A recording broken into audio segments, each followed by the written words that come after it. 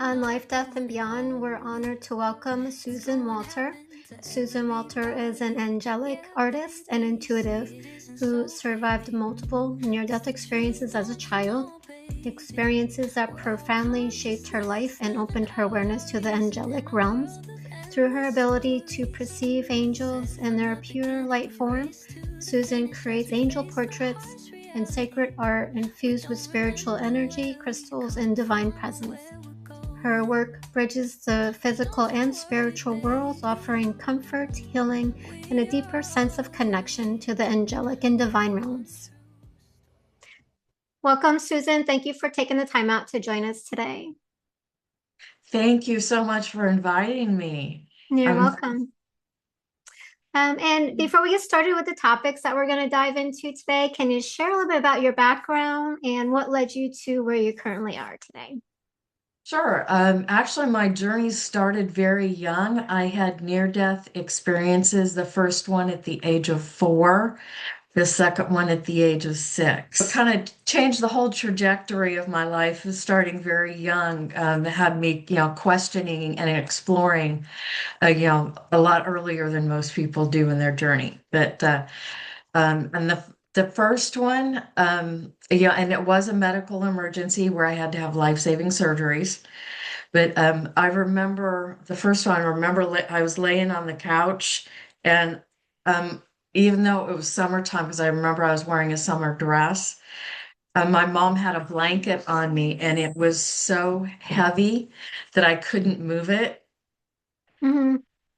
And I later found out the temperature at the time was probably about 104 to 105. So I Wow. was, yeah.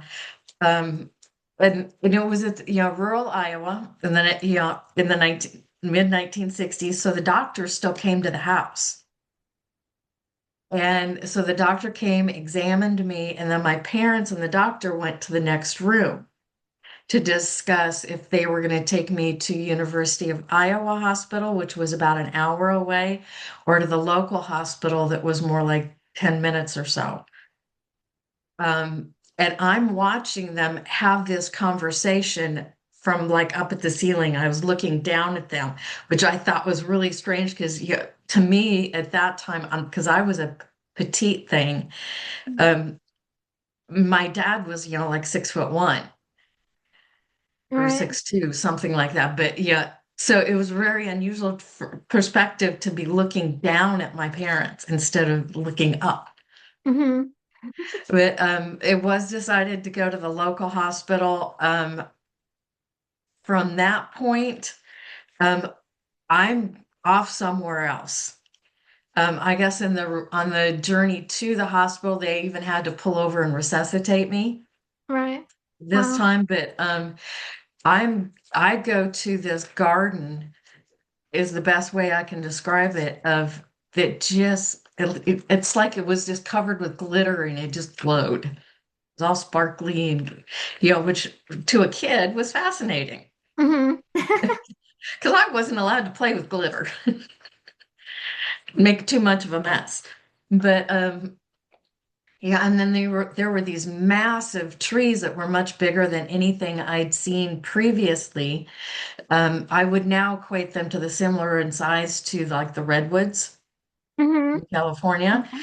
And underneath one of these trees with 3 beings, I immediately recognized as being my own personal angels. They were like old friends. And I just knew that's who they were. Right. So it's Um, like a knowing. yes. Uh-huh. Um, and growing up on the farm, I was very familiar, with being around different kinds of animals. My father raised pigs. My uncle and grandfather down the road raised cattle. We had horses. And I was one of those kids, I was notorious for if there was a nest of any type of baby animals, whether it was mice or snakes or birds or whatever, I would find those little nests and I just very gently play with them and then put them back exactly where I found them, back in the nest. Um, So it's really the first one. It felt more like they were just trying to occupy my time while I was, my body was going under surgery. And they asked me if I wanted to see the world through the eyes of the animals. And in this experience, they stuck with animals I was familiar with. Um, now this, yeah, and I don't remember waking up, I was 4. But the second one at 6, I don't really remember what led up to it, Hmm. but it was this exact same medical emergency. So I had to have that exact same surgery. So I didn't go into complete sepsis.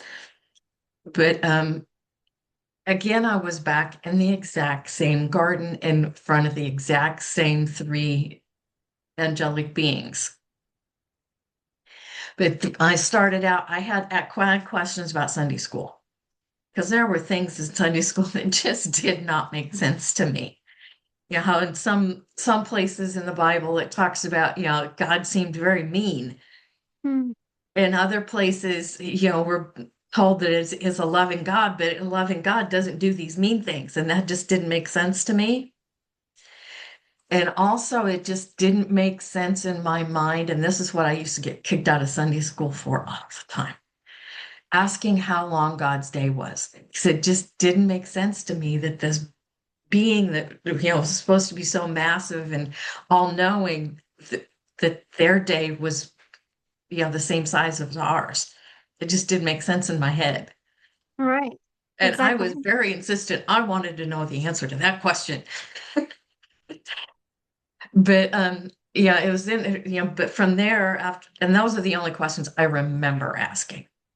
But from there again, I was asked if I wanted to see the world through the eyes of the animals. But this time I started with animals that I was familiar with, but went beyond that into other animals I was not as familiar with, where I believe I ended up like swimming in the ocean in this massive body. So some type of whale would be my guess.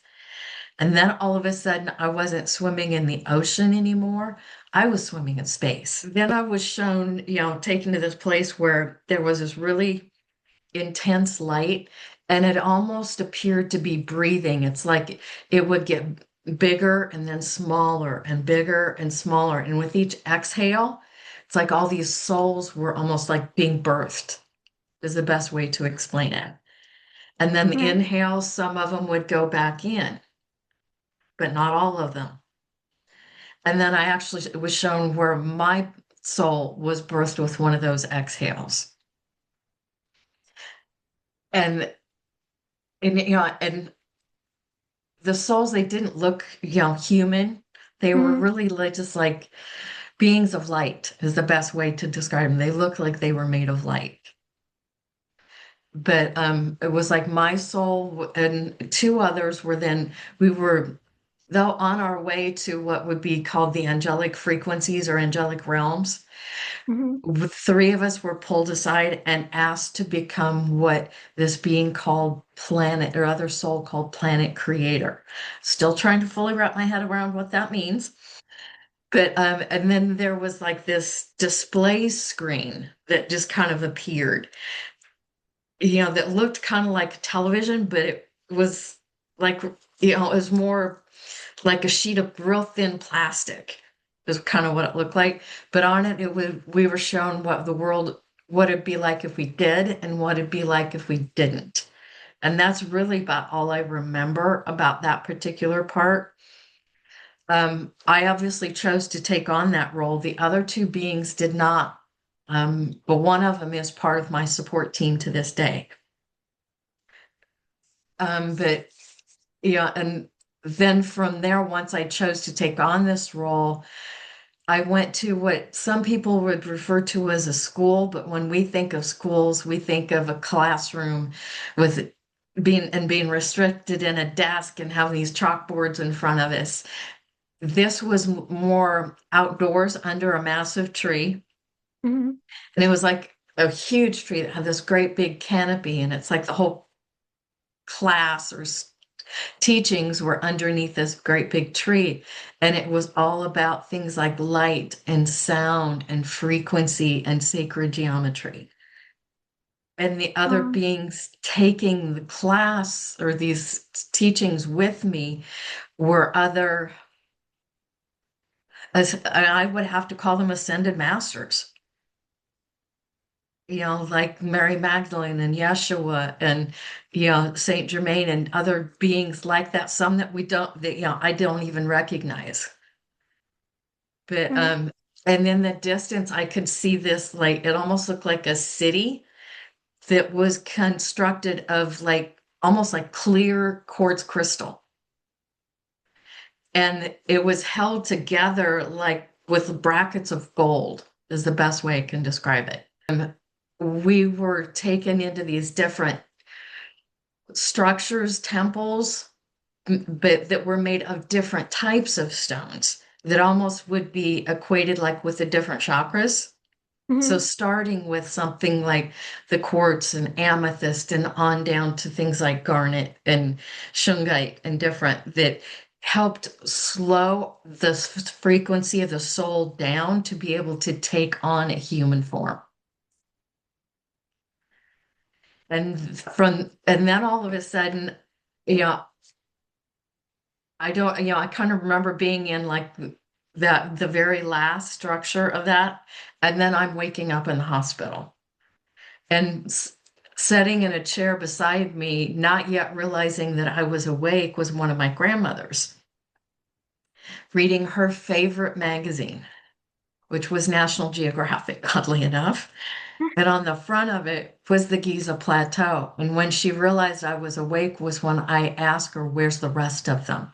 Because I just knew that there were more structures on the plateau. And it's interesting that's even with the, recent discoveries here in the last, I think it was like 3 years ago now, they actually have Hmm. found foundations of more pyramids on the plateau Yeah. and more temples even on the back on the western side. Yeah. And I've somehow remembered that those structures were there. And I think it's fascinating what they're finding in Egypt now with all these, LiDAR scans. It is definitely. And I was just getting chills as you were saying, talking about that. I was like, yeah, Mhm.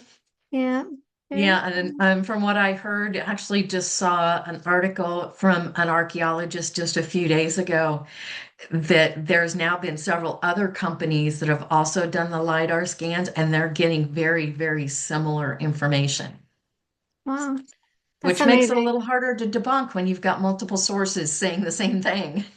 Exactly. Yeah, and that's amazing. I love that it's all coming out, after Mhm. eons, you know. Yeah, Yeah, so yeah. And then after that, I don't remember so much after the first one because I was so young, but I do remember after the second one, those three angels that were in my experience, I was able to see them all the time.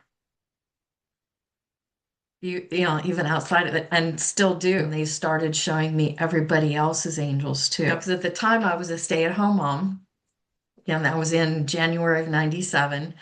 I had two teenage boys and two toddlers. So very busy mom. And and I was sensing and kind of seeing a few more, but really wasn't. I was so busy, I didn't think much of it till I went to the grocery store and got so overwhelmed. I literally left the cart in the middle of the grocery store aisle and went home. And then, and then as soon as I was able to, I sat down in meditation going, what the heck's going on here? And what am I supposed to do with this? And all those kind of questions I think any of us would ask at that when you start seeing everybody's angels and the building all of a sudden seems really full.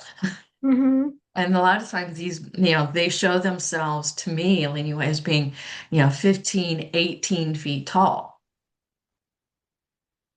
So it was a little overwhelming, but they were very insistent that I find a way to portray them through art. And to be honest, I spent the first about 6 months arguing with them because there saw to be somebody better, somebody that has more time, somebody that has the skills to do it. Because at the time I didn't. Yeah, I had one of the probably lamest art teachers you can imagine, didn't even teach us color theory. Wow. So I knew nothing about art at that point. I would always been interested in it because when I was probably 10 or maybe 11 in history class, realized I was born the same day as Michelangelo, and I was naive enough to think that meant something. Very quickly found out it didn't. So I didn't have natural talent to be an artist. I really would consider myself at this point to be angel taught. So, Very yeah, cool.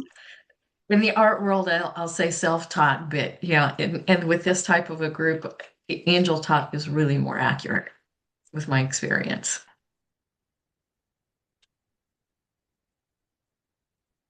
That's how I draw angels. Beautiful. I've never seen faces. And one time a few years ago, well, a number of years ago now, I was in an event out of state, and there was another lady doing what she called angel portraits as well. She was seeing these very detailed, very beautiful faces, kind of from, like busts, kind of from here up. And I was going, well, why don't I get to see faces? I want to see faces. And I was told that I see them more in their pure light form, Hmm. which kind of makes sense after the training I went through. And that's even how I saw them, you know, in my experience, no face, no feet. They just kind of float, because they're interdimensional beings. Right. That's beautiful. Hmm. Yeah, and this is actually from a card deck that I have created with some of the angel. Let me find a different one. Yeah, there's another one of them. Wow. And then you have like a writing for each one on the bottom. Yeah, this is a deck that I created with 72 angels from the Kabbalah that each hold one of the names of the divine God, whichever term you want to use there. Okay.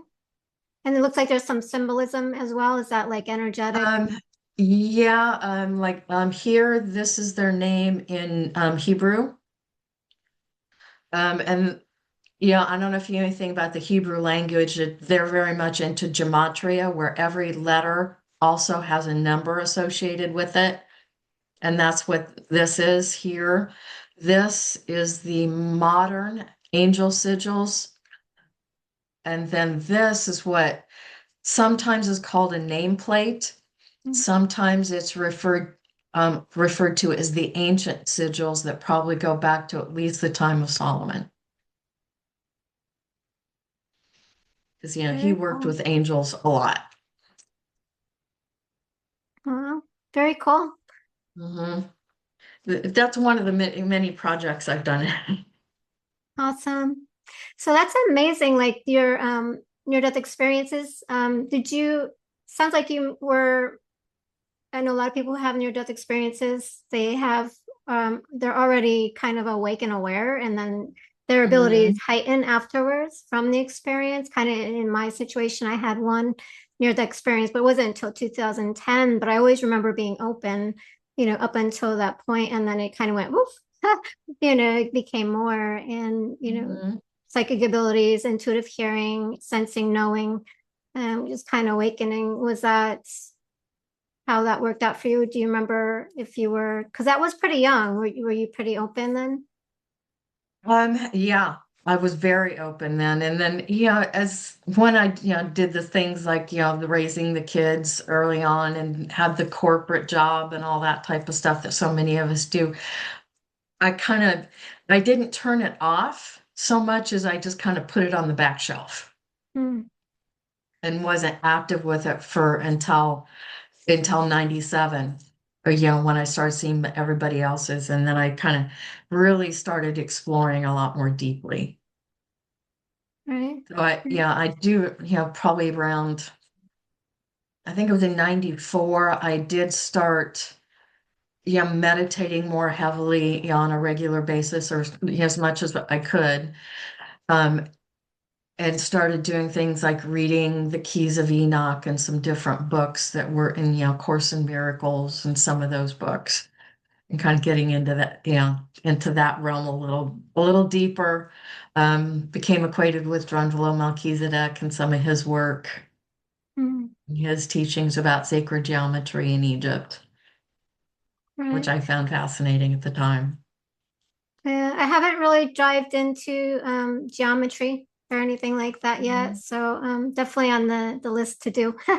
You know, but that's really Yeah, cool. there's And then, so much we can learn and explore. yeah. Because and then I remember having, kind of similar to your experience as a child, like when I was going to Sunday school, like I just kind of knew what they were saying, just didn't align with the truth. So I also asked questions. And they don't really like that when you come Oh, up they against them and don't, ask them especially questions. from us little ones. Mm-hmm. Yeah, because it's too much, and they don't want to go outside of what they're taught, I think. And then there's just Right. fear that Yeah. comes with it. Yeah, and I grew up in the Lutheran church where it's Okay. kind of pretty much as strict as the Catholic Church is, but pretty much just take away all the pretty stuff. Mm-hmm. But it Yeah. seemed like there was only, just a few verses of the Bible that they'd kind of focus on over and over again. There was not a lot of even deep diving and really exploring the Bible, which I always thought was kind of interesting. Yeah. Yeah. And from my near-death experience, the only thing I've experienced on the other side was love. Like the whole Mhm. concept, you're going to go to hell and you'd be damned and be punished, just doesn't resonate with that, No, I Yeah. think it's more I think they start you with what you're kind of ready for. And I think, though I have heard, I haven't read a lot of other people's near-death experiences, but I know adults typically, and not always, but as a general rule, go through like a life review type thing. And I think I didn't partly because of my age at the time. I'd had very few experiences. hmm Do you think because you were saying about there's like this film or this thing, do you think that may have been part of it, like a life review scenario? It's possible. But yeah, I think the worst thing I'd probably done at that point was sass back to my parents, which then led me to knowing what a number of different soaps taste like. Right. Yeah. And so maybe it was just to show you, like your journey since you didn't really have Yeah, much I to think it be was a shown. lot about I think they showed me more about the potentials of who I could become and things I could possibly do in my lifetime. hmm Yeah, So it was because it more was like like a a future garden and a lot review of, than a past review. yeah, yeah. So that's cool. Because on the other side, I know there's no time, and so they can show Hmm. you before and after. My understanding of Hmm. time is it's like consecutive, so it's kind of already played out. Like we have the potential to Hmm. be shown Yeah, different we things. think time is linear and Mhm. scientifically, it's really not. Right. Yeah. So when you were in the garden, showing all the colors, do you think that's how it kind of showed you that it was going to play out with what you're doing now with the art? Yeah, I think it does a lot. Mm-hmm. Hmm. Yeah. And the sacred geometry piece that I was taught has now become other projects that I've worked on too. One of the other projects I've done is are you familiar with the solfeggio frequencies? Mm-hmm. I've created mandalas based on all 81 of the solfeggio mandalas for Oh, frequencies. very So cool. I'd listen to that frequency and create a mandala for it. So, and that particular is frequency 765. Oh, beautiful.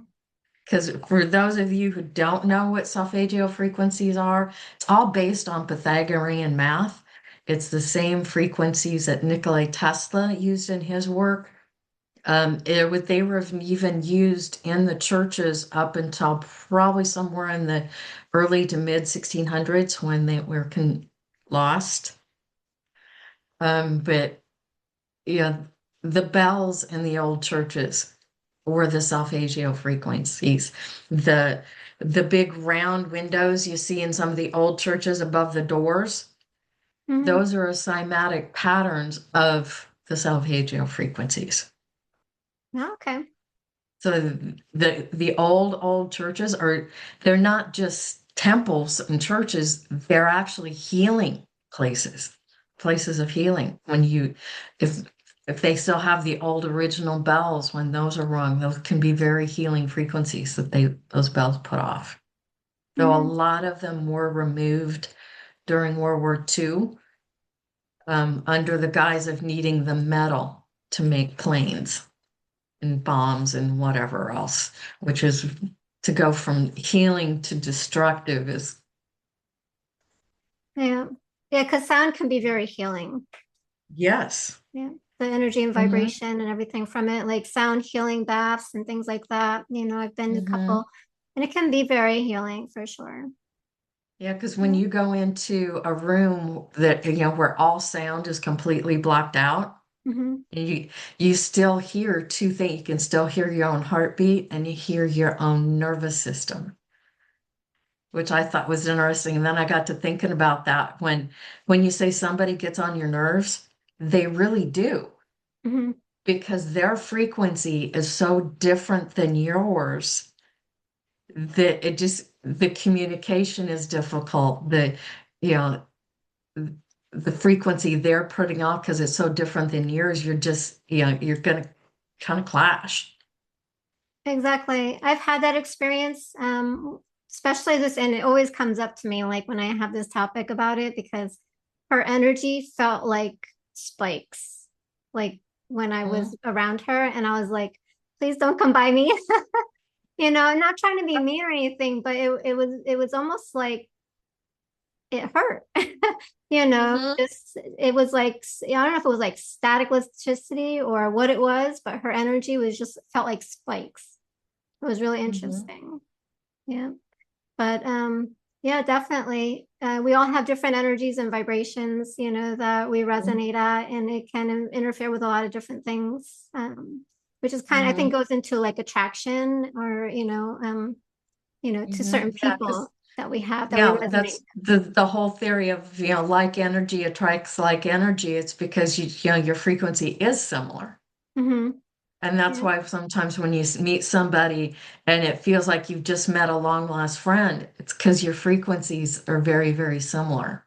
Hmm. Yeah, exactly. Yeah. And so I'm interested because like a lot of things that you were talking about kind of resonate with me actually, like when you were talking about the animals. I remember a couple scenarios when I was younger, my my brother, he's older, and his friend, and we were up in Canada and they were out doing their boy things, and one of them, they had BB guns and they were shooting frogs and animals to feed to the snapping turtles that they had in a bucket. And I'm observing from behind a tree, like seeing what they're doing, as Mhm. curiosity. And I literally heard the animal, the one Mhm. frog say, like, help me. They shot it in the leg and was putting it in the thing, the bucket. And so they went away. And then when they went away, I went and took it out and, took it to be saved. But yeah, it's interesting that like when you're in tune, you can hear animals, different frequencies, your guys. So there's a lot of that. And then I also had a dolphin experience, which is much like your whale experience where I was standing by the water and I was just trying to tune into the energy of the dolphins swimming by. And literally, it was Mhm. a mother and a baby. And somehow I got connected to the baby, and the baby started taking off away from the mother. And it was like I was literally in the water with the baby. And I could feel the water just washing over me, like, because it was going so fast and playing. And then it was Mhm. almost like the mother was like, come back here, like resonating. I could hear it. And so I got back into my body and then, they swam off.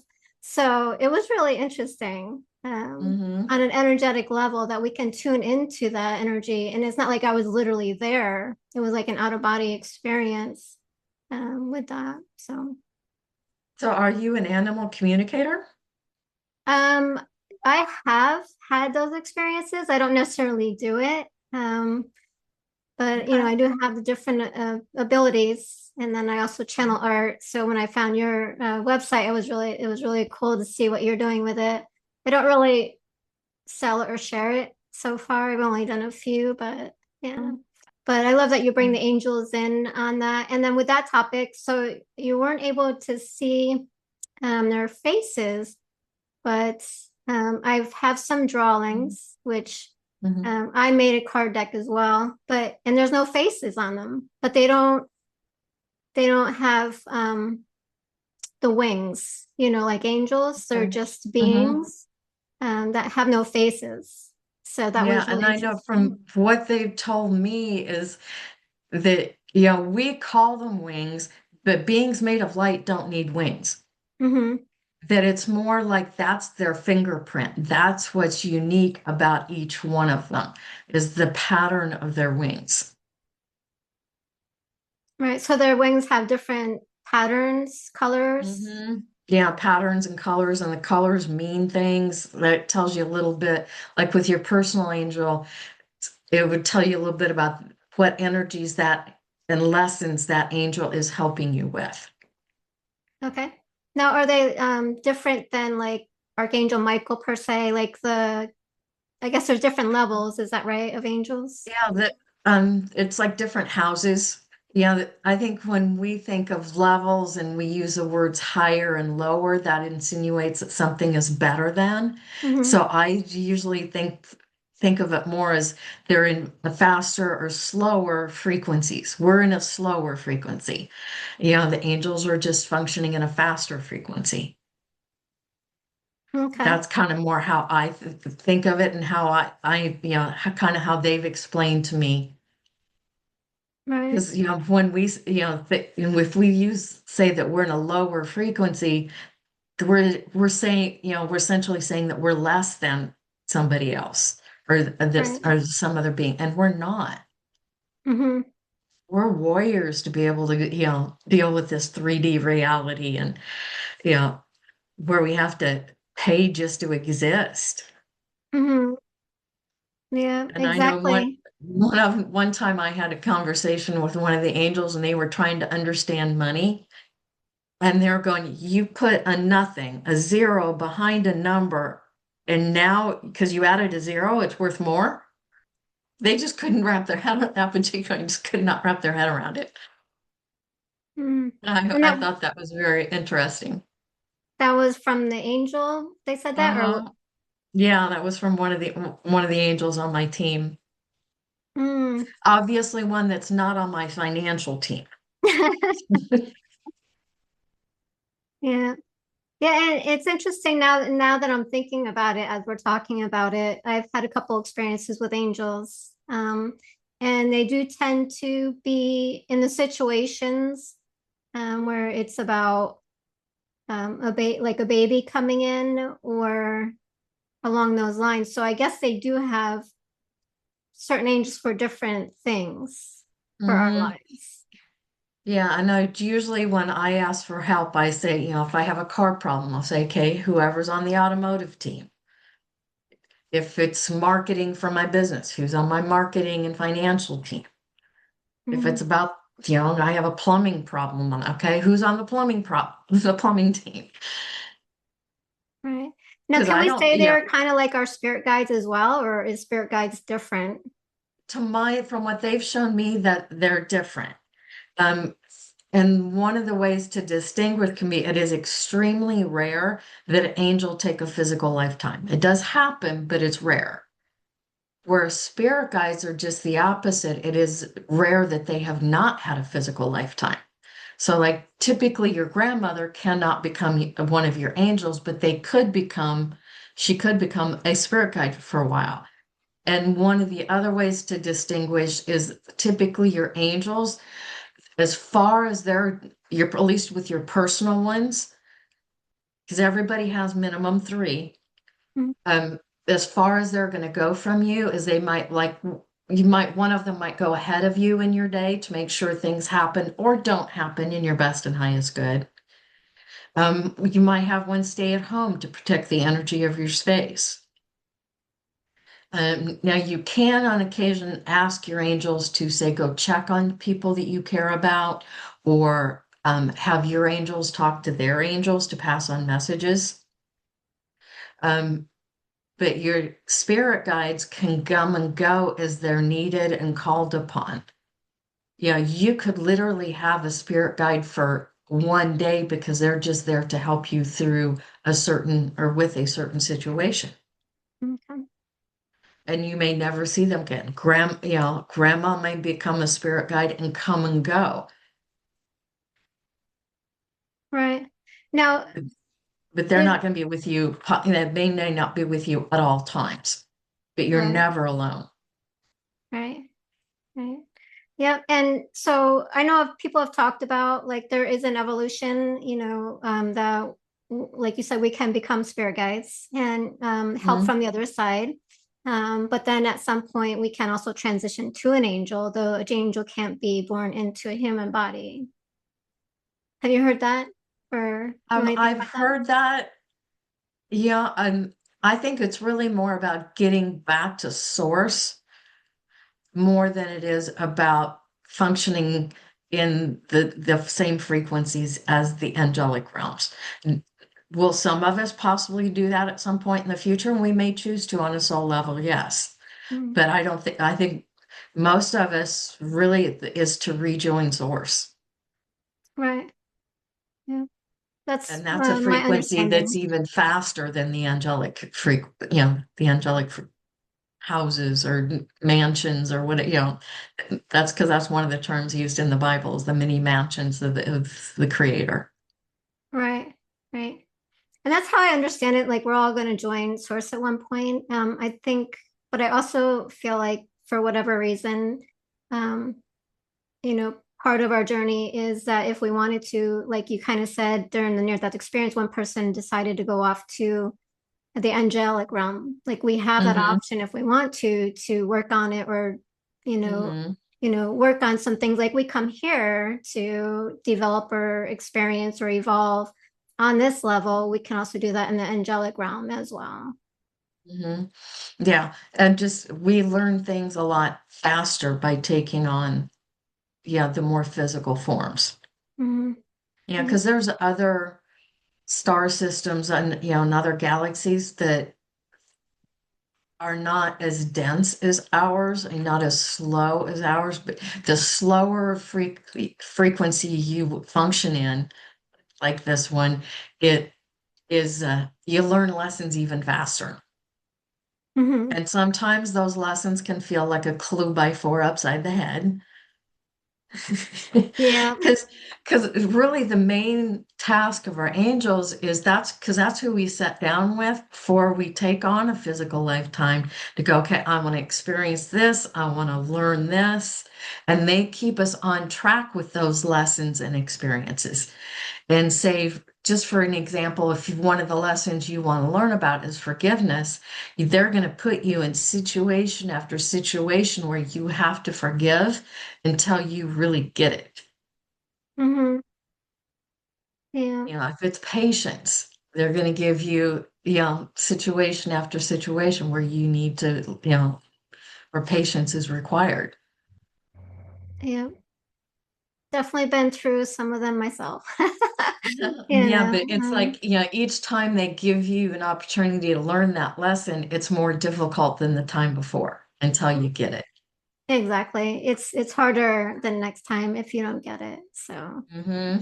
I know one of mine is the difference between love is one of mine that I've come to realize, the conditioned love versus the non-conditioned love, the true love. So that's Yeah. been one.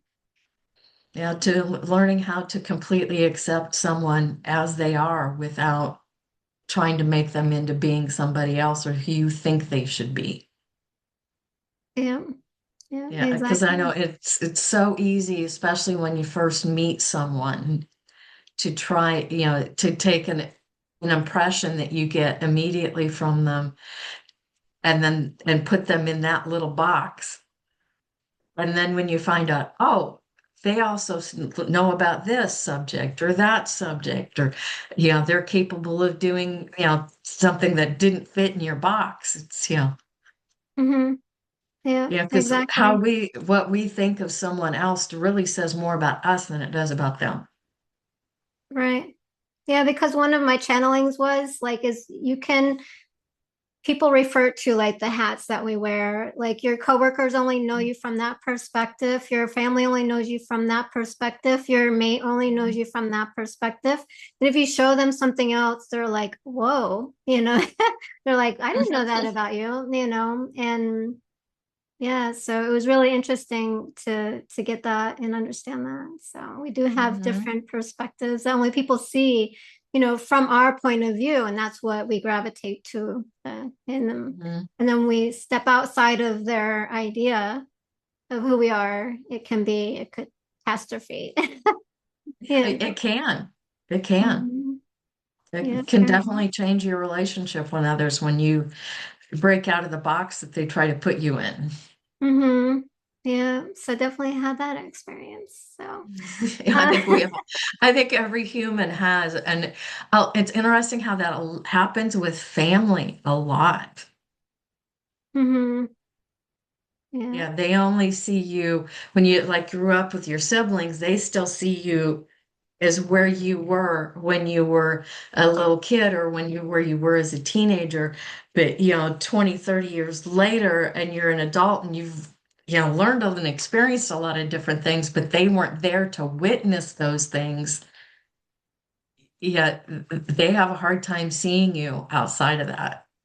Exactly. And especially now with the Great Awakening that we're going through, everybody's changing. Like I'm a whole different person because of all Mm-hmm. my experiences since, yeah. So I'm not even that person anymore.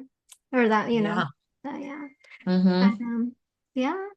So I kind of want to go back to the angels. Like you also talked about the one being it chose to go to the angelic realms. Did you get an insight of what the angelic realm looked like at all?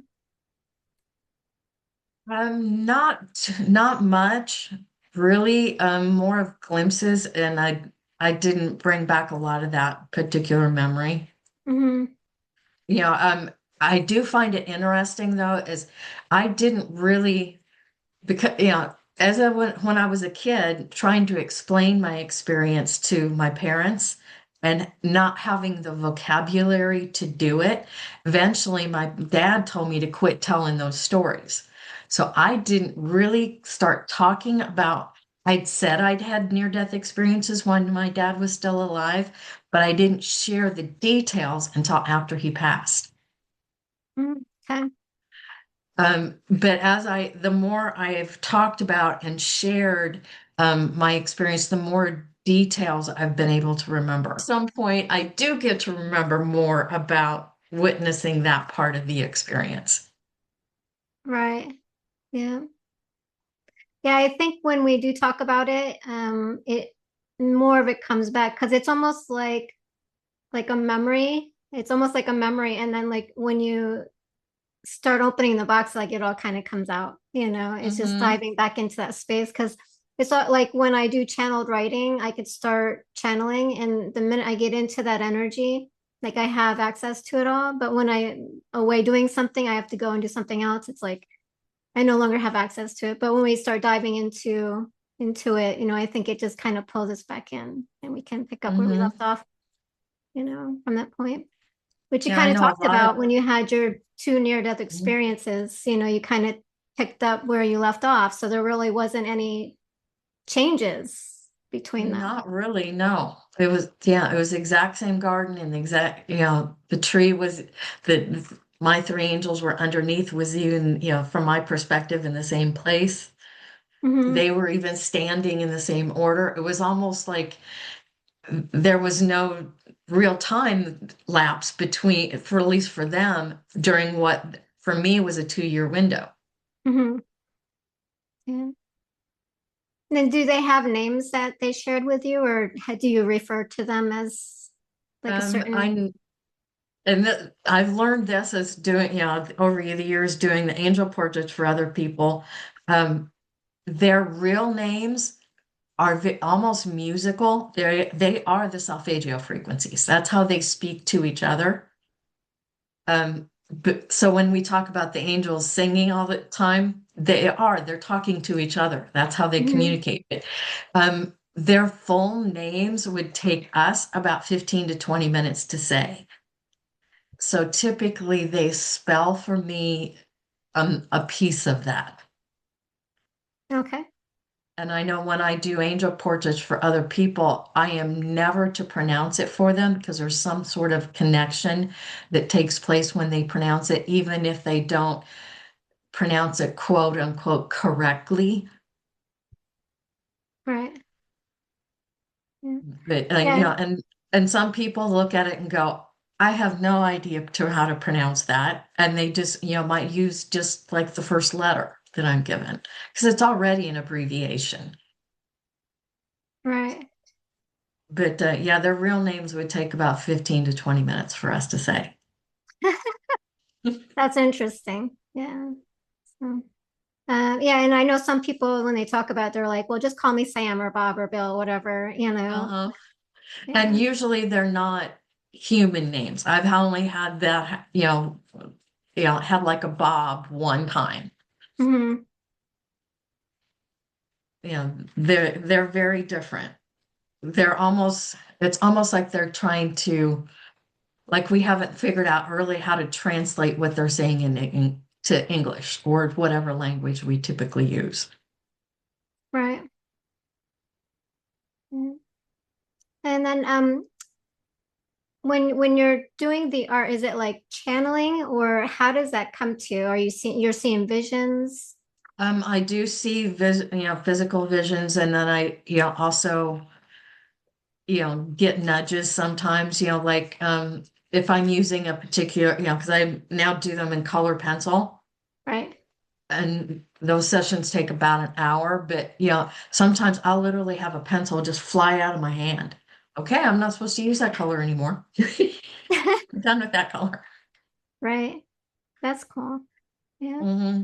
And do you get like messages like use red or yellow or green or anything like that? Hmm. Because I feel like Yeah. they have a certain resonance, like you were saying, they have a certain Hmm. energy and vibration to them as well. Hmm. Yeah. And one of the things that started happening with it, I think it's probably around 6 years ago now. And at first it didn't happen all the time, but now it does, where I see light language on their body, and it usually starts at the throat and goes down the center of the body. And to Mm. me, light language is like a language of energy, not necessarily a language of words. So it's Okay. almost like a gift of energy from your angels to you. Right. Yeah. I heard of light language before and I tried to use it and I can kind of write it. Sometimes it'll come out and then I was like, well, I can't understand what I'm writing. And then as soon as Hmm. I said that, I started understanding what I was writing, but it really had nothing to do. It was like I was tapping into some type of code. Hmm. So I was like, oh, I don't know what this is about, where this is coming from. It was almost like um top secret stuff. I'm like, what is this? So it was really Are you sure interesting. you're not remote viewing? I don't know. I don't know. It was just really interesting experience. Like I don't Hmm. have anything to refer it to. Do you know what I mean? To really Hmm. put words to. Right. So, Hmm. Because there's so many different frequencies of light language. okay. At least that's from what they have shown me. Hmm. Yeah. Now the images behind you, the paintings, are they frequencies or what are they? The chakras or There's sacred geometry. This one here has the flower of life in the center. right? It also has some other symbols, but like the Om down here. This one here has Metatron's cube in the middle, but it's surrounded by the pattern of the flower of life. Um, See, I'll tip that one there. Hmm. That is the solfeggio frequency mandala 528, which is the frequency of divine love and divine healing. Beautiful. And then are your paintings also for sale? Because I know you have the cards. Are your paintings for sale as well? Yes, yeah, they are on my website, and there's even a moving sale going on some pieces at the moment too. Since I Beautiful. am getting the middle of, as I told you earlier before, that I am getting ready to move to Sedona. Right. Yeah. And is that So to be I'm more be leaving Kansas City here in the next couple of months. okay? Does that have anything to do with your art that you're moving to Sedona? Because it's very Yeah, spiritual from what I know of. I haven't been there yet, but I know I've been there a number of times. Yeah, it's a very spiritual place, very high frequency place. And I've realized I have just as many friends there as I do here in Kansas City. beautiful. Yeah, But yeah, so my art is a lot of the reason I am moving there. beautiful. Yeah. Yeah, it's kind of like when I moved to Florida, it was like I felt like I was at home and I came from up north. And so when I moved here, it was like, oh, these are like my people.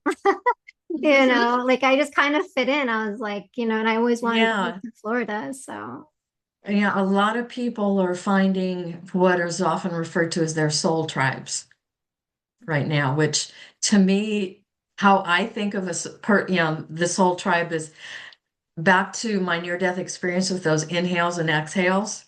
It's like when you come out of the same exhale, that's your soul tribe, or at least part of it. mhm, yeah. At I guess least it's that's interesting one of the that, ways I think of it. okay. That is interesting. So when you were seeing the inhale, exhale, like was it just coming out of white light, you said? Or because I want to kind of dive into that. That's really interesting. Yeah, it was coming out of that really intense light Okay. that was multicolored as well. It wasn't just a white light. It was all multicolored, kind of like a rainbow in a Hmm. way.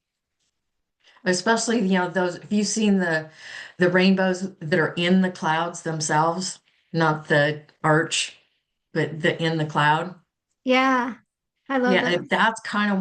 that's what it looked like, just much more intense Okay. and massive in size. And so the souls were coming out of that and then going in, like Uh-huh. is it like when they're coming into to be in this realm or and then going Um, back or they're coming to experience other realms because I okay. think from what I've been shown too, there's even like other galaxies and solar systems that are not quite as slow as we are. They function in a faster frequency than us, but not as fast as, say, the angelic realms or the frequency of the divine. Okay. There's ones that are kind of in between. Yeah. Some of them, and some of us may have experienced some of those realms before coming here, or that may be where we're going next too. Hmm. Yeah. Because we may need to, just like, in those temples that I talked about, where or structures where we've slowed down our frequency to take human form. I almost wonder if we're going to need to, kind of experience that in reverse as well. Right. I feel like actually we that's part of the awakening. Like we're our energy and everything is shifting and changing, and with everybody awakening, Hmm. it is changing the vibration around us. And so it's almost like it is. And Hmm. I And kind of remember a channeling I did on, we're actually in reverse. hmm yeah, we're in the process, yes. Okay, which Hmm. is And I think interesting. there are, just like those stones, structures made out of those stones that can help us.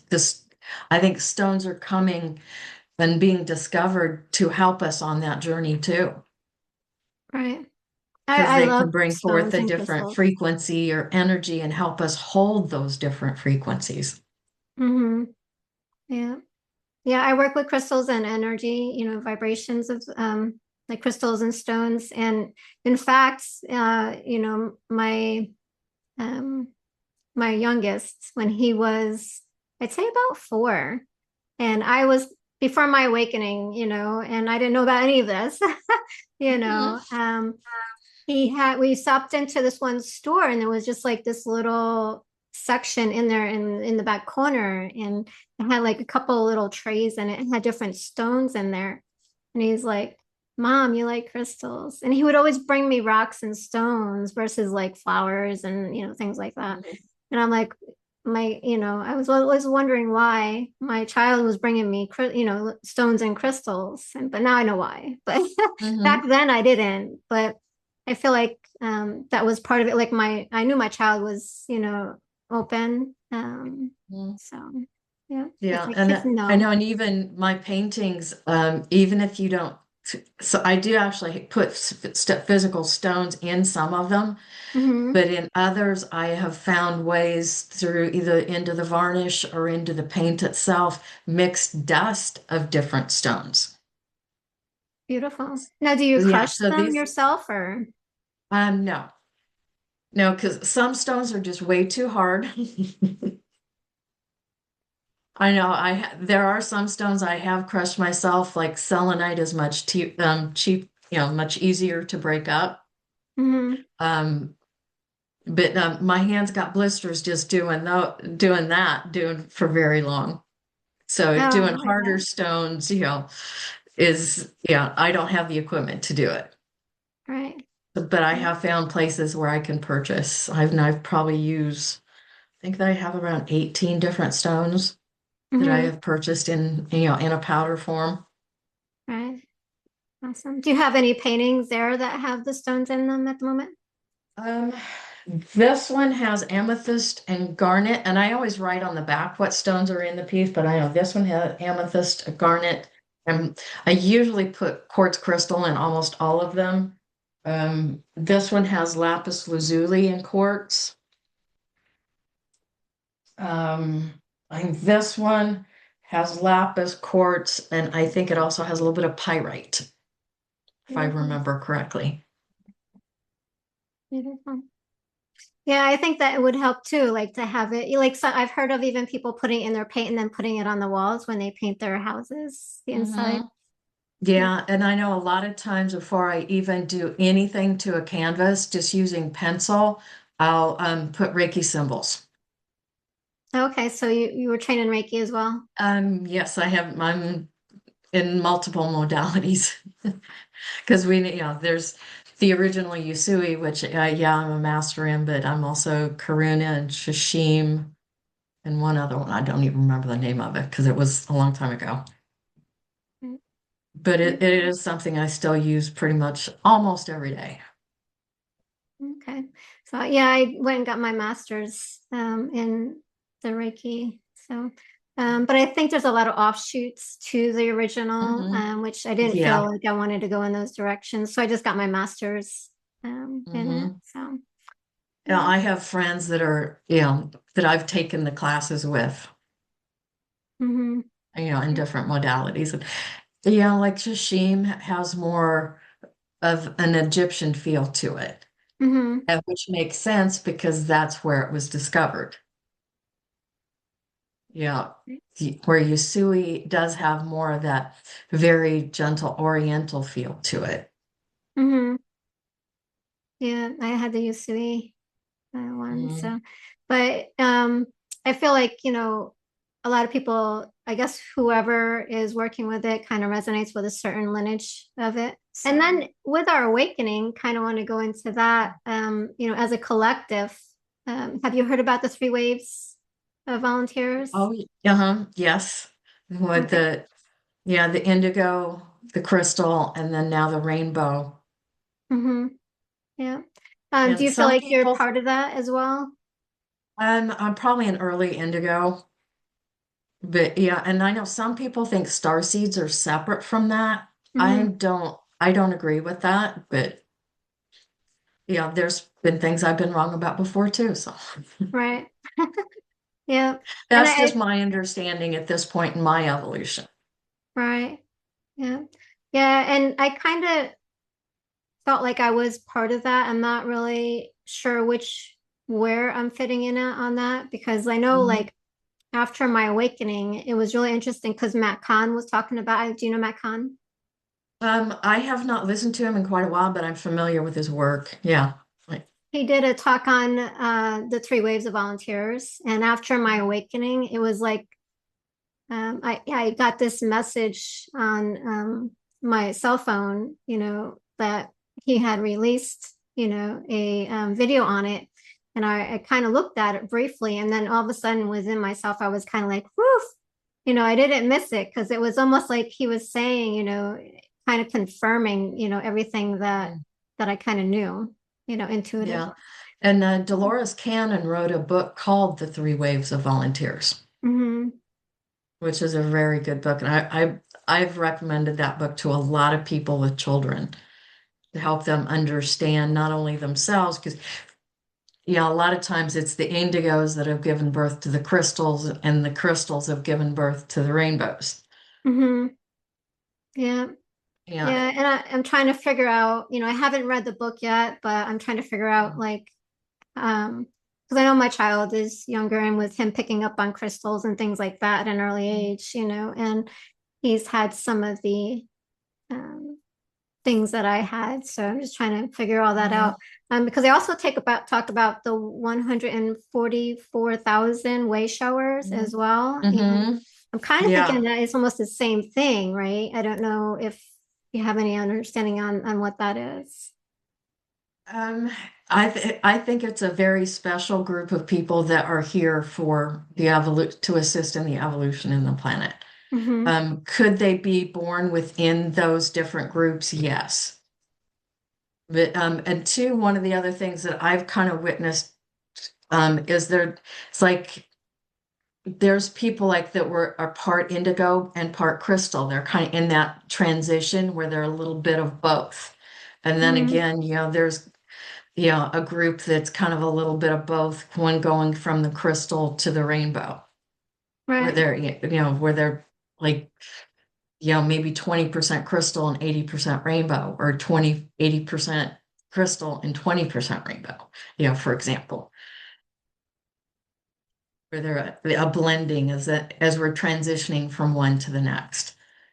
And I know I've even heard recently how there's some of the children being born now, particularly within, I think, the last 2 to 3 years, where, like you and I are of the age where we were born with two strands of DNA, two physical strands.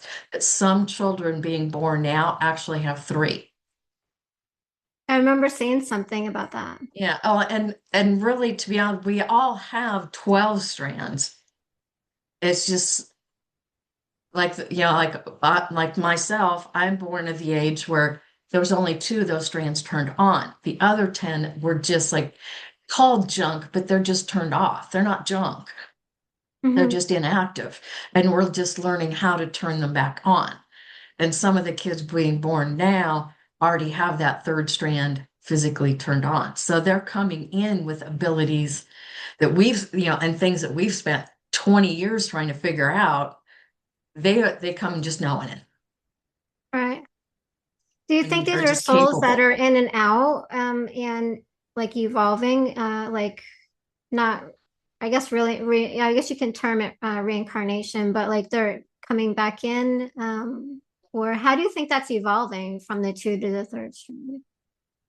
Yeah, maybe they're just able to, the physical bodies are, because the frequency of the planet is Hmm. evolving as well. The energy of the planet, and, where we're at, our solar system is in the galaxy right now, allows us to hold the vibration to turn those strands back on. Right. Yeah. So that kind of makes sense. Yeah. Hmm. It's all very interesting. You know. Yes, it is. Yeah. Yeah, and we're all learning together. Exactly. Yeah. And I know like one morning I woke up and I got a download that there's higher, I don't want to say higher and lower like you kind of said, but there's more awakened beings coming in at a different frequency, which is going to help Hmm. change and shift the planet even more, which was Hmm. really exciting for Yeah, me to get that information. I'm like, thank God, yeah, and we I can move almost it faster. wondered. One of the things that's crossed my mind is, okay, are there a special, say, 144,000 within the indigos, and is there another 144,000 within the crystalline? and then another 144,000 core group within the Rainbow Children. Mm, That's a possibility too. yeah. Yeah. Yeah. And I, my downloads are kind of like sporadic and they're very they're not long in detail, kind of like to hmm understand it, but it's just like, oh, we got more beans coming in, or it's just little yeah, and bits and clips that I get, and I'm like, okay, well, what's the rest of the information? You know. yeah, and sometimes I wonder is like maybe we're not ready to hold on to all the information that we get in a download. Hmm. Sometimes I feel like, yeah, I've gotten a really big download, but I only remember this much of it. Yeah. And the rest of it will come when to my recollection when I'm ready to wrap my head around it. Right.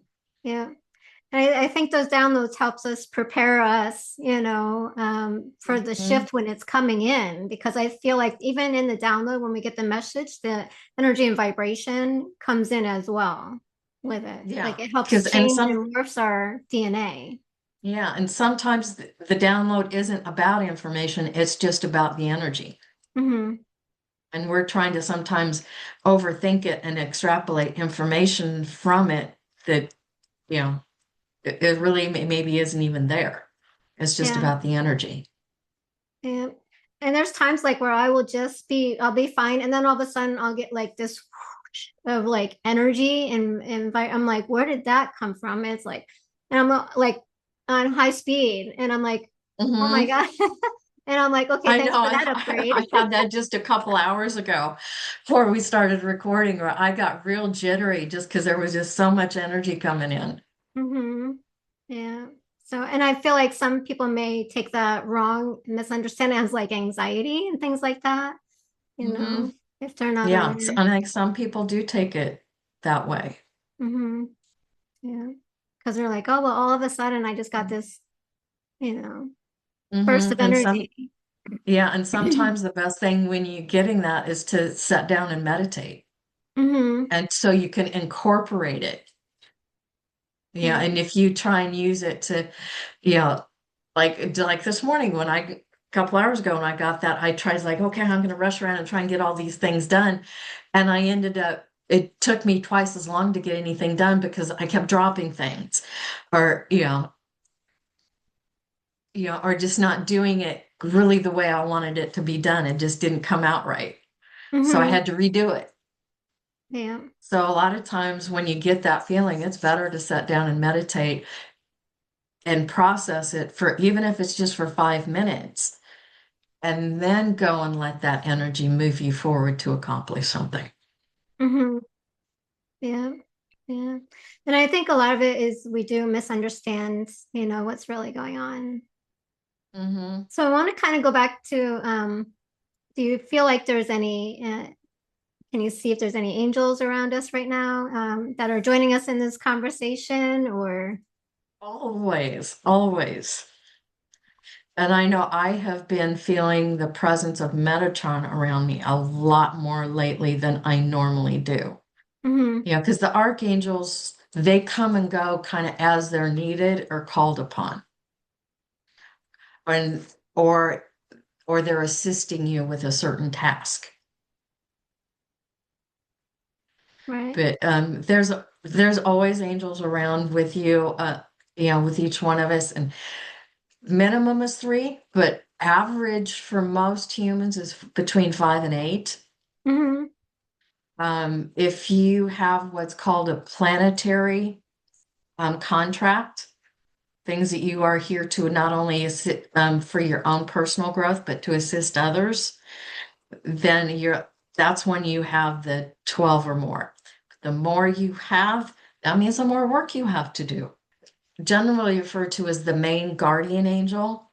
Hmm. And that one's been with you not just this lifetime, but all of your lifetimes in any physical form. And that doesn't mean it's restricted to your earth experiences.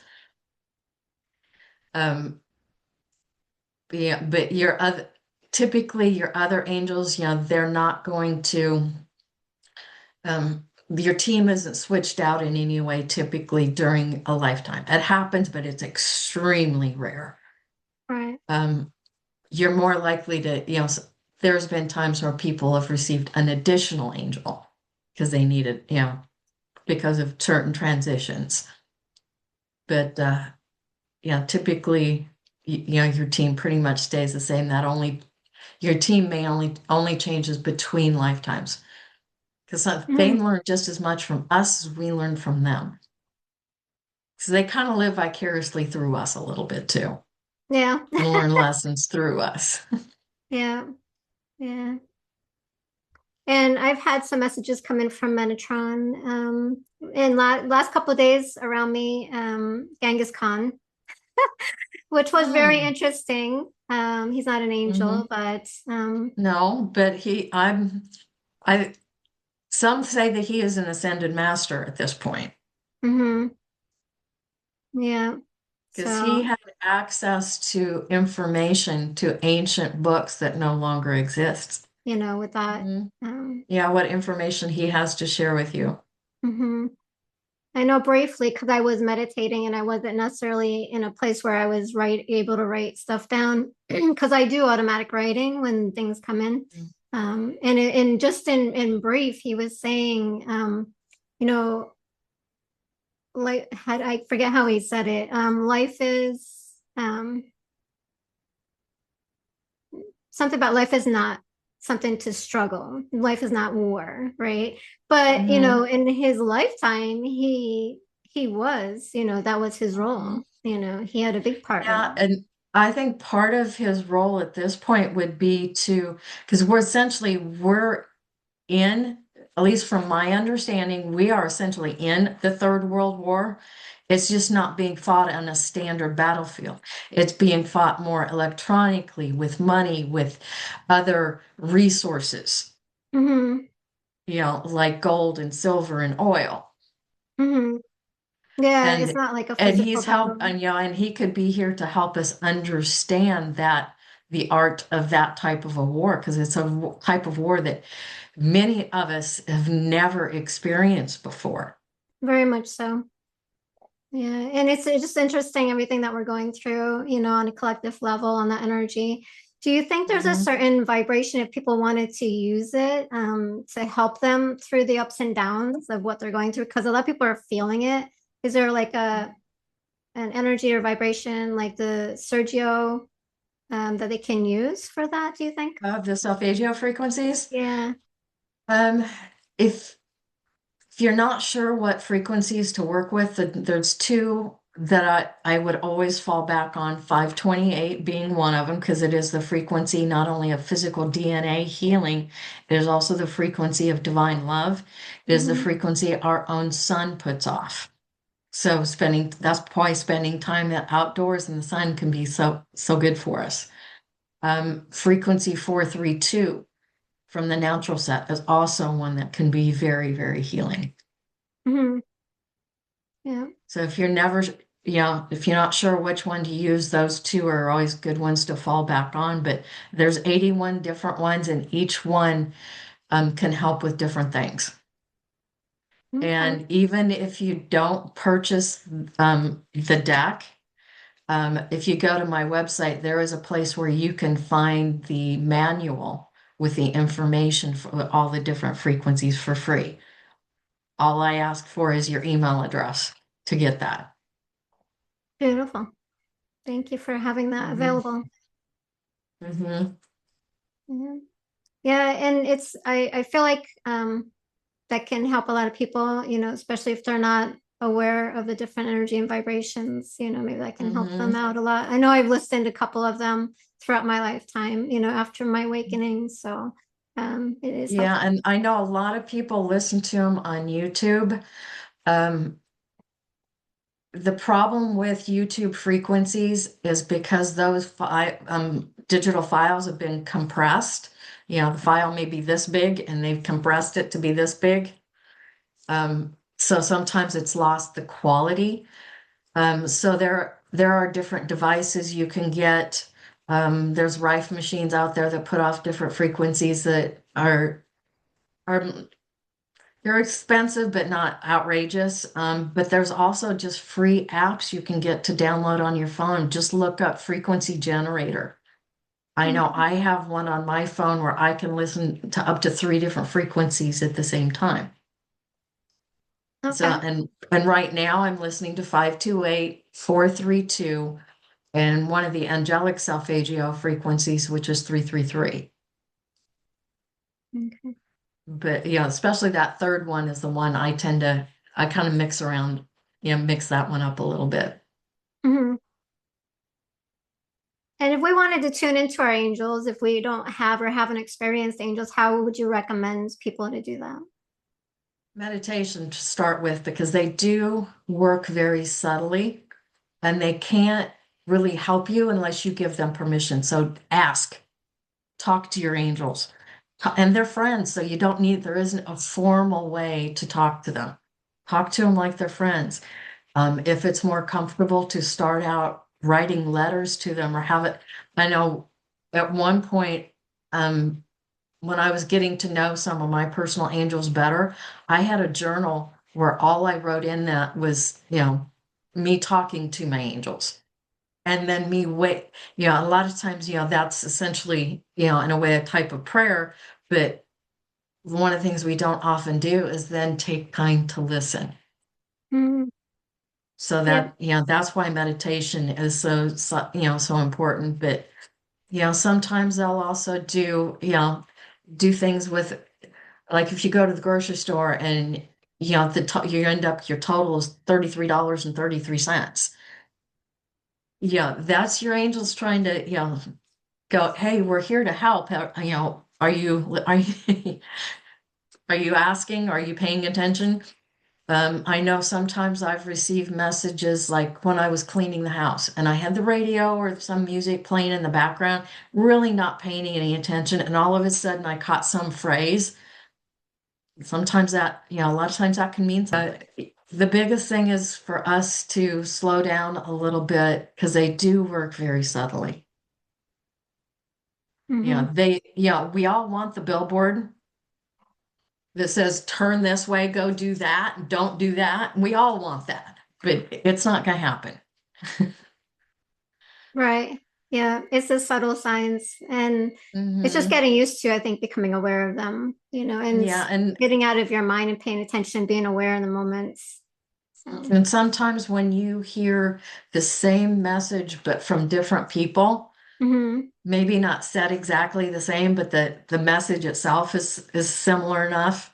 If you get it three times within just a very short period of time, like within a day or a very few days, that's something you should also pay attention to. And then with your books and everything, or your cards, you have books that go with them, so people like kind of not really like tarot because it's I not have the tarot, but manuals. I have hmm. the manuals that you can go that are, the manuals to all my decks are available for free with just, on the internet. But yeah, and if you purchase a deck, there's usually a card in the deck with a QR code that takes you straight to that page as well. Okay, perfect. All right. Hmm. And is there any other topics that you wanted to kind of talk about or feel like you wanted to share? Anything we I didn't think the only cover? I think we have covered a great deal already today. Yeah. I also have a resources page on my website, where I list a number of different products, books, authors, all kinds of different things, but I never list, like if I list a book itself, I've read that book. If I list an author, I've at least read some of their books. I Hmm. don't recommend things that I haven't used, in some way in my own journey. Right. Right. That makes sense. And I do the same thing. Like if I haven't explored it, then I can't really talk to it, right? Because I don't have Right. that information. Mm-hmm. So yeah, definitely. Um, Mm-hmm. But so sometimes having a resources page that you can turn to when you're not sure where to, you know, what you want to read next or what you want to explore next or what YouTube channel you're bored with who you've been listening to, you want something different. Yeah, hmm. something like that, like a resources page can be very helpful. I know I wish I'd had something like that earlier in my journey. Hmm. Oh yeah, definitely would be interesting. Helpful for sure. Hmm. Yeah, it seems like on my journey, it's always been I've had the experience and then I learn about it after. Hmm. It's like, can I get that Yes. turned around? Can I read about it first and then have the experience? You Uh-huh. know, but Yeah, or just have a resource to turn to understand your experience. mhm. Yeah, exactly. Yeah. All right. Mhm. So are you able to see any angels that are with us, and or do they have any messages for the collective at this time or anything like that that they like to share? Mhm. Messages for the collective.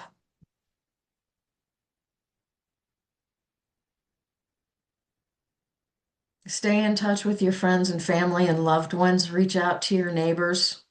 Treat everyone with respect, no matter if they agree with you or not. Their perspective may be important. They may still have a lesson or something that you can learn from.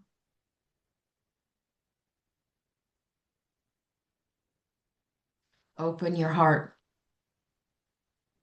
I think that's one of the most important things we can do right now. Hmm. Thank you. And who is that from? Did they give a name? Who is it? Sandalphon, who is essentially, in a lot of lore, considered to be the brother of Metatron, and whose energy is much more subtle. Hmm. Metatron's energy is very heavy, almost metallic feeling to me, whereas Sandalphon is much more gentle. Hmm. Similar messages, but much more gentle. Right. Yeah, when I had an experience with Metatron, it does seem very heavy. So I don't know why it was, but and it's kind of like, have you had Jesus come in or Mary? Not Jesus much. I have drawn Yeshua in angelic form because there Hmm. wasn't a J back in the letter J didn't exist back in his time. Right. Magdalene, I've worked with her considerably. Hmm. Um, if my grandmother, what she taught me was when I was young, that same grandmother was there when I woke up for my second NDE is correct. I'm of that lineage. Very cool. Yeah, and I know I've had a few interactions, and I know Yeshua, so it was very a grounding energy for Hmm. me. Yes. Okay, Hmm.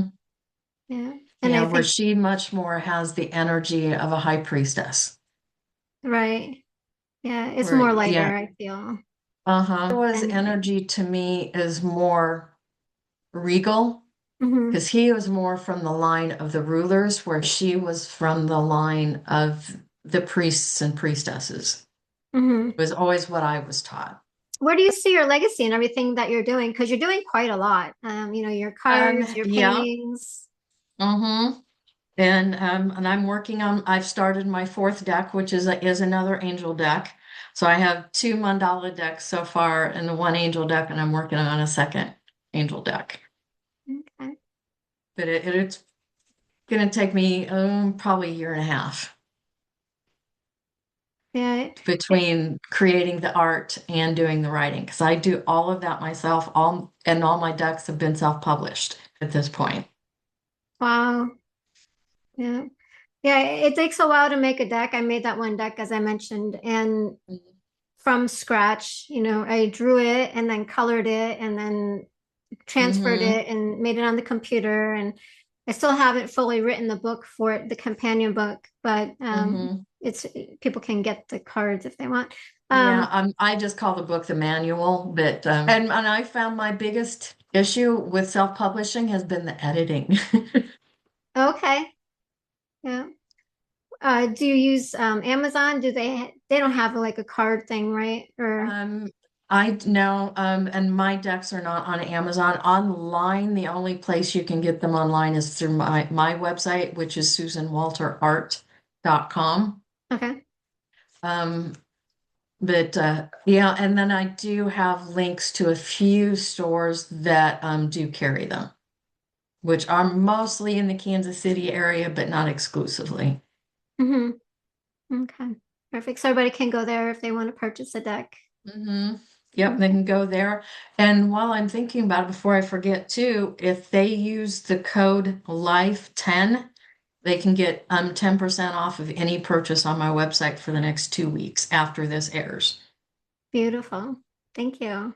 Life 10, LIFE 10. Uh-huh, LIFE, and then the number 10. All right, perfect. And then I'll also put that in the description below as well. Okay, great. Yeah, perfect. And All that right, will even apply to this items that are on sale, everything on the website. beautiful. Thank you for doing that. Yeah. Yeah. So definitely a special offer for everybody who does watch this. If you're interested in purchasing any of Susan's items, you're welcome to do that. And kind of want to start bringing this to close. And so is there, I guess I kind of already asked it, is there anything else that you feel like you wanted to share? Um, Take care of yourselves. We were given these magnificent temples to experience and learn all these lessons, which the biggest lesson is learn how to be open to love.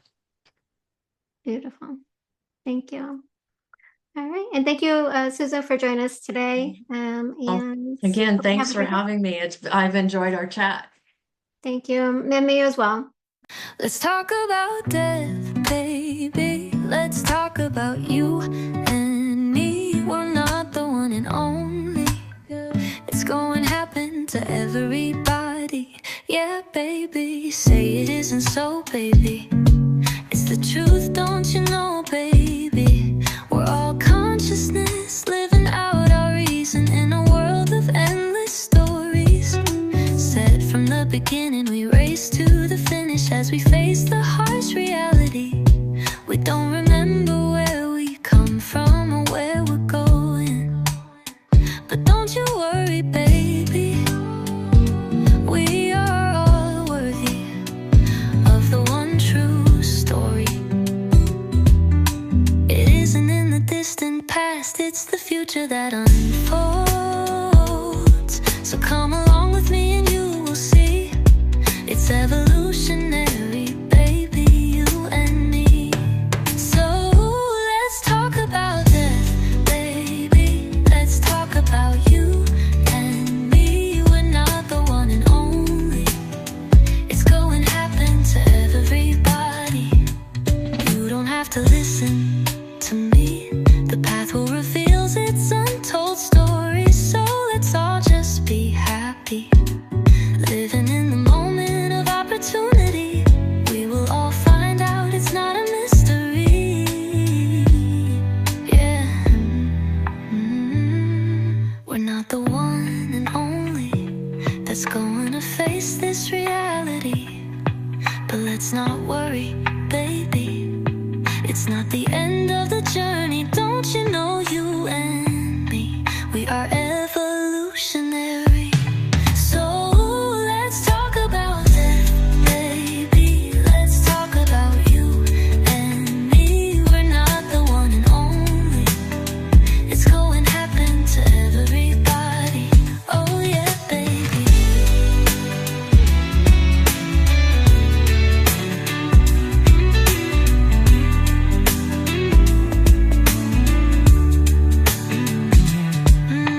You know it won't be easy, but don't worry. We'll all remember who we are in our endless story. So come along with me and you will see there's no ending for you and me. We call this home, but it's all just temporarily. Let's talk about death, baby. Let's talk about you and me. We're not the one and only. It's going to happen to everybody. We're all consciousness, living out our reason in a world of endless stories. Said from the beginning, we race to the finish as we face the harsh reality. How do you think it will be? Will they even remember me? Or is this just my resistance to knowing my own existence? No, baby, it's only the